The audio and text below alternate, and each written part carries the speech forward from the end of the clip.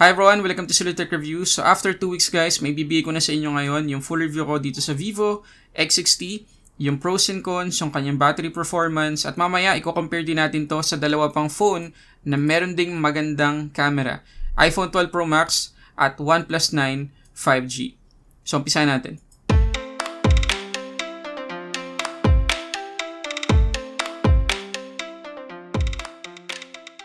Okay, so before tayo mag-start guys, gusto ko muna kayo i-invite ulit na mag-subscribe dito sa channel natin at i-click na rin yung notification bell dyan sa baba para ma-notify ka sa mga susunod nating uploads. Okay, so doon muna tayo sa presyo ng Vivo X60. So mabibili natin guys itong Vivo X60 sa isang variant lang, 12 256GB, at isa lang din yung kulay ngayon, shimmer blue.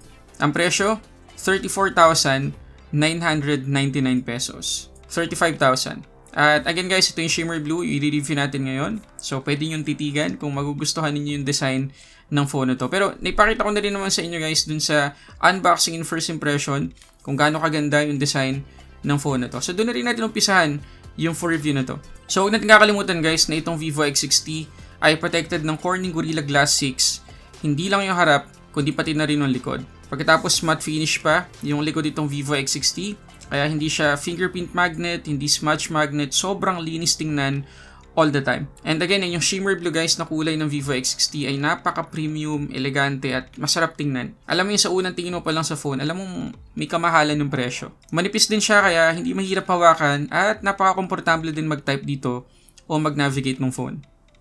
Again guys, shimmer blue, sobrang panalo ng kulay na to. Okay, so bago natin i-compare yung camera ng Vivo X60 sa iPhone 12 Pro Max at sa OnePlus 9 5G, compare na rin natin yung speed nila pagdating sa 5G connection. So ginamit ko guys yung isang SIM sa tatlong phone na to at nag-speed test tayo. So tingnan natin kung gaano kabilis yung maximum speed na makukuha nila. Pero disclaimer lang di depende yan sa location natin. So sa ngayon, nandito tayo sa Quezon City at tingnan natin kung gaano kalakas yung 5G na makukuha ng Vivo X60. So makikita nyo guys dito sa simple test natin na talagang nangunguna pa rin yung iPhone 12 Pro Max sa pagsagap sa 5G.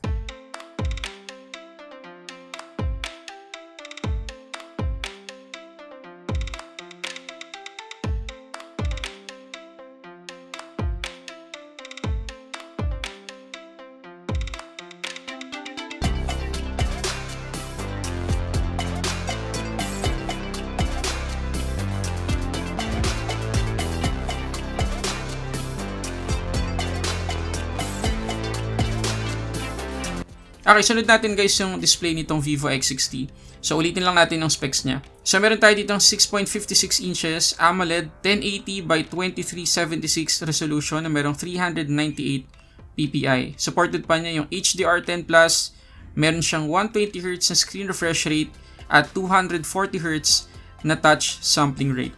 So sobrang flagship level naman guys itong display ng Vivo X60. Wala tayong marereklamo doon. At kahit ako guys, sa paggamit ko sa kanya for 2 weeks, wala talaga akong marereklamo. Sobrang ganda talaga ng display nito.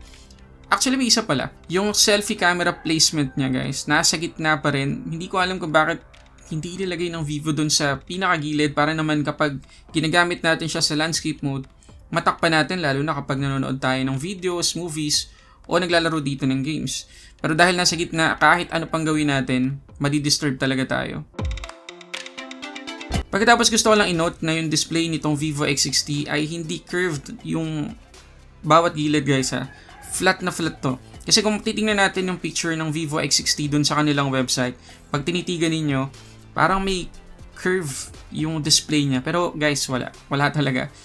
Sa tingin ko kailangang i-update ng Vivo yung picture ng Vivo X60 dun sa kanilang website kasi medyo nakakalito tingnan. Okay, sunod natin guys yung performance. Ulitin natin yung specs nito.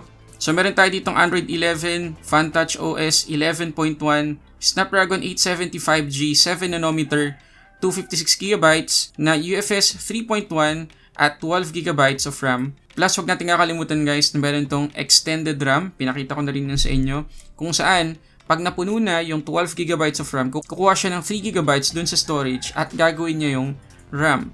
So in a sense, parang meron tayong 15GB of RAM dito sa Vivo X60. Ngayon, i-recap lang din natin yung Antutu benchmark scores na nakuha natin dito. So kapag naka-auto yung ating screen refresh rate, 707,594 yung nakuha nating score.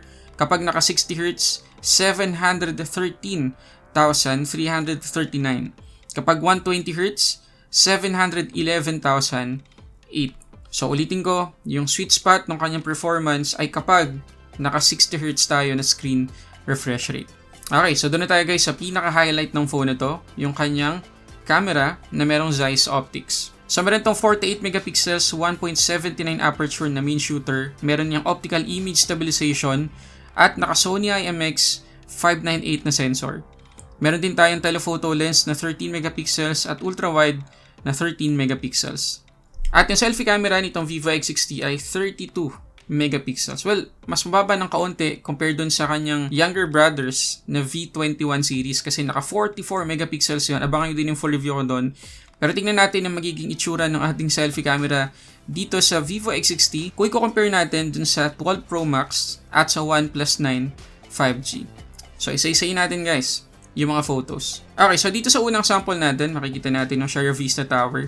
Agad-agad mapapansin natin na yung iPhone 12 Pro Max, yung naiwan sa tatlong images, medyo washout na guys yung iPhone, samantalang natural naman ng kulay ng OnePlus 9 5G at Vivo X60. Maganda yung highlights nila at dynamic range, pero makita natin kung sino yung pinaka-sharp kapag zoom na natin yung photo. So malinaw yung winner dito guys, OnePlus 9. Okay naman yung sa X60 kaya lang medyo grainy na talaga. So sa picture na to, OnePlus 9 yung panalo. Okay, so dito sa pangalawang picture, mas matetest natin yung dynamic range ng tatlong. Again, iwan na naman guys yung iPhone dito pagdating sa kulay dahil nangibabaw yung pagka-bluish niya. Pero iPhone, yung nakakuha ng pinakamadaming detail sa tatlo at siya din yung pinakamaliwanag na photo. Ngayon, kung titingnan nyo, yung puno dun sa may gilid, sa iPhone lang talaga natin makikita yung mga dahon. Yung X60 at yung OnePlus 9 5G, ayos naman yung kulay pero masyado nang madilim yung sa OnePlus 9. So overall, iPhone naman yung panalo dito. Okay, dito naman tayo sa ultra-wide shot. Dito naman guys, sobrang obvious kung sino yung panalo. Yung OnePlus 9, although maganda yung dynamic range, pero ang dami na kasing na-compromise sa details at medyo madalim na siya overall. Yung iPhone naman, pwede na sana, pero na-over-sharpened na yung photo. And katulad ng OnePlus 9, may na-compromise din na mga details. Samantalang dito sa X60, maliwanag lahat ng parts, hindi blown out yung langit, at sharp overall. So dito naman sa ultra-wide shot, X60 yung panalo. Dito naman tayo sa 1x photo. Almost same sa comment ko sa ultra-wide, X60 talaga yung angat na angat at buhay na buhay yung photo. Yung sa iPhone, pwede na rin. Meron lang madidilim na parts ulit. Yung sa OnePlus 9, pinakamadalim siya sa tatlong to. So again, dito sa 1x photo, X60 ulit yung panalo. Okay, dito naman tayo kay sa stabilization test. Para sa akin naman, ang obvious ulit na panalo dito ay yung Vivo X60. Siya yung pinaka-detailed, pinaka-vibrant yung kulay, at pinaka-stable sa tatlo. Okay, test naman natin sila guys dito sa selfie camera. Dito naman, kung stabilization ng pag-uusapan natin, obviously, pinakapanalo yung OnePlus 9 5G at iPhone. Pagdating naman sa kulay nilang tatlo, yung Vivo X60, sobrang yellowish na. Yung iPhone, yung pinaka-natural at sobrang soft naman yung quality ng OnePlus 9. Pero pagdating dito guys sa indoor selfie video, ibang usapan na. Na-inlove talaga ako guys sa quality ng X60 kasi kita nyo naman, naging warm na yung kulay ng iPhone, grainy naman dito sa OnePlus 9. In fairness sa OnePlus 9 ang consistent. Okay, pero pinaka-sharp at maliwanag yung sa X60. Sa picture naman, gusto ko talaga yung pagiging wide ng X60, pero siya yung pinakakulelat pagdating sa color. Masyado namang grainy at bluish yung OnePlus, at sa kanya lang natin hindi makikita yung kotse dun sa likod. Samantala, sa iPhone, although masyadong tight yung framing, pero maganda lahat ng detalye kahit yung kulay niya. So, sa selfie camera guys, masasabi ko na parehas may edge yung iPhone 12 Pro Max at Vivo X60. Samantalang iwan na iwan naman yung OnePlus 9. Okay, so ano masasabi natin guys sa comparison na ginawa natin na yun? Pwede kayo mag-comment dyan sa baba kasi paminsan-minsan mag-iiba-iba yung ating comment pagdating sa mga photos. Pero para sa akin pwedeng makipagsabayan itong Vivo X60 sa iPhone 12 Pro Max at sa OnePlus 9 5G. At ang maganda pa dyan, pinakamura yung Vivo X60. Okay, sunod natin guys yung battery performance. So meron tayo ditong 4,300 mAh na capacity na capable sa 33 watts fast charging. Okay, so tinest ko guys itong Vivo X60 depende sa kanyang screen refresh rate. So unahin natin yung auto o smart switch. So sa auto, ang kanyang screen on time na nakuha ay 12 hours and 9 minutes. Sa 120Hz, 10 hours and 25 minutes lang. Kapag naka 60Hz, 12 hours and 17 minutes. So sa tatlong result na nakuha natin na yan, obviously, yung pinakamagandang battery life na makukuha natin dito ay kapag naka 60Hz yung kanyang screen refresh rate. Pero, hindi ganun kalayo kapag naka-switch tayo sa auto.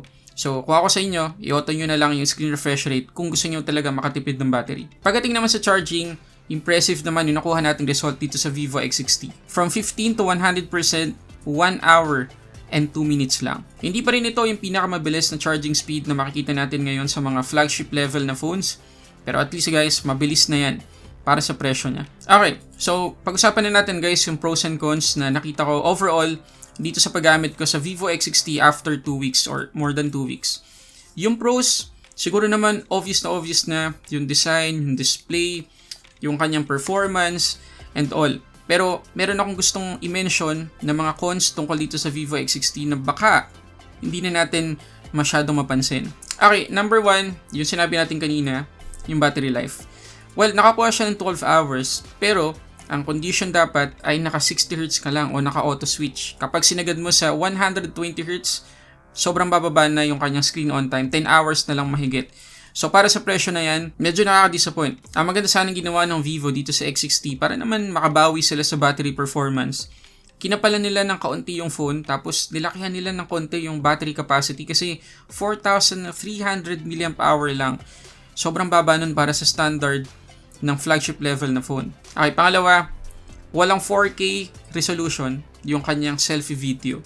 So again, para sa presyo na yan, ina-expect ko na meron na. Kasi isipin nyo guys yung kanyang younger brothers na V21 series, may 4K video na yung kanyang selfie. Pangatlo, sinabi ko na to kanina, yung placement ng kanyang selfie camera nasa gitna. So, disturbing yun. Pang-apat, hindi man lang ginawang hybrid ng Vivo, yung SIM 3 nitong Vivo X60. So, in short, hindi tayo makakapagsalpak dito ng SD card. At panghuli guys, presyo. Mas mura siya kung i-compare natin sa iPhone 12 Pro Max at OnePlus 9 5G.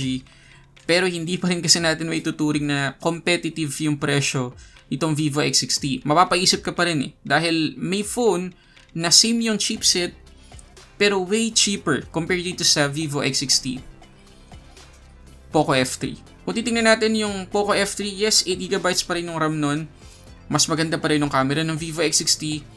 Pero dahil same yung chipset, Snapdragon 870 5G, 21,000 lang compared dito sa 35,000 na Vivo X60. So, kagaya na sinabi ko, hindi competitive yung kanyang price. Okay, so anong verdict natin guys dito sa Vivo X60? Okay, una sa lahat guys, nag-enjoy ako sa phone na to. Wala akong duda doon.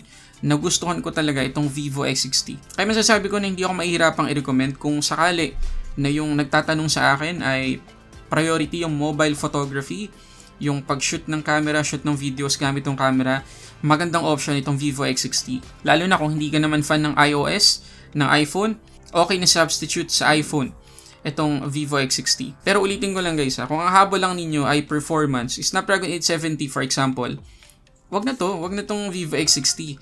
Kung hindi nyo naman priority yung mobile photography, wag to kasi may mas mura yung Poco F3 sinabi ko kanina na kung tutuusin, ang laki talaga ng diferensya ng presyo. So again, kung ang priority natin ay mobile photography, sulit na sulit itong Vivo X60. Okay, so kayo naman guys, anong masasabi niyo sa phone na to? Paki-comment dyan sa baba.